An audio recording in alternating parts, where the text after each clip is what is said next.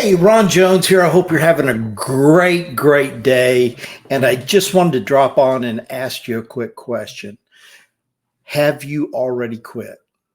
See, that's the problem usually with New Year's resolutions is that one, most of the time, um, well, I must say, most of the time you don't even get started, but for most people. And then the ones that do get started usually don't last more than about 10 days. And that's why that the gyms are so full at the beginning of the year. By the end of February, it's back to just the regular people that were always showing up to begin with. And so my question is have you quit yet? See, one of the things that you can do, and I'm not going to take a whole lot of time. So just let me just take a couple seconds here to tell you a little bit about what it is that I do. And I don't think that I do it perfectly, but there is something that has helped me drastically to fulfill and complete the task that I want to make for a year. So one, it's probably best for me just to tell you what mine are for 2024. My things are for 2024 is that by the end of 2024, I want to weigh 35 pounds less than what I weigh right now. Now, to accomplish that, I've added two things that I'm not going to do in 2024 that I did in 2023, which is one of those is having sugar. So I'm eliminating chocolate. I'm eliminating sweets after my meal. I'm eliminating snacks that have sugar in them the most that I possibly can and eating more fruits and vegetables. And the other thing is no alcohol. And that's just for 2024. And for me, that's a way for me to do it. Now, another way for me to accomplish that is doing what I'm doing right at this moment, which is talking to you. I'm talking to you and letting you know what I'm going to do. So I've made a commitment. I've made a commitment to you and I've made a commitment to myself.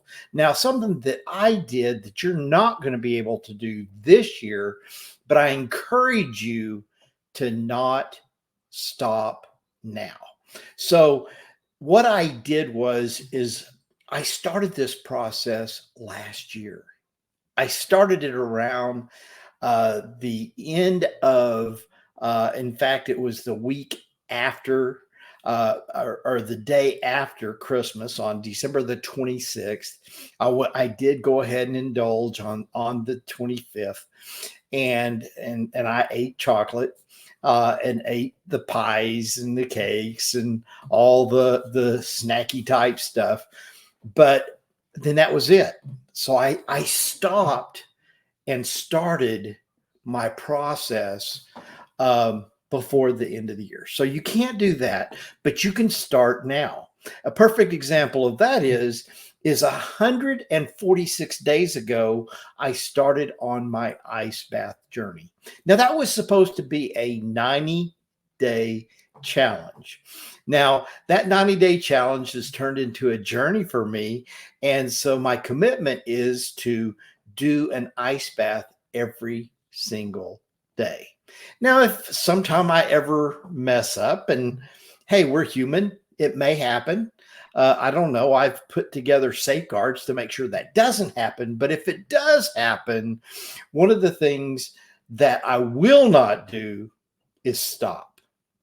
I'll just go ahead and pick it up the next day. But again, I'm really doing everything to set the safeguards. Like, for example, on the 19th, next week, a week from Friday, I'm going to be in Kennesaw, Georgia, and I'm going to be speaking there. And so I'm going the day before. And so that morning, I'll be able to do my ice bath in my ice bath machine that I have, that my ice bath tub that I have here that has my icer with it. And I'll be able to do it that morning on the 18th.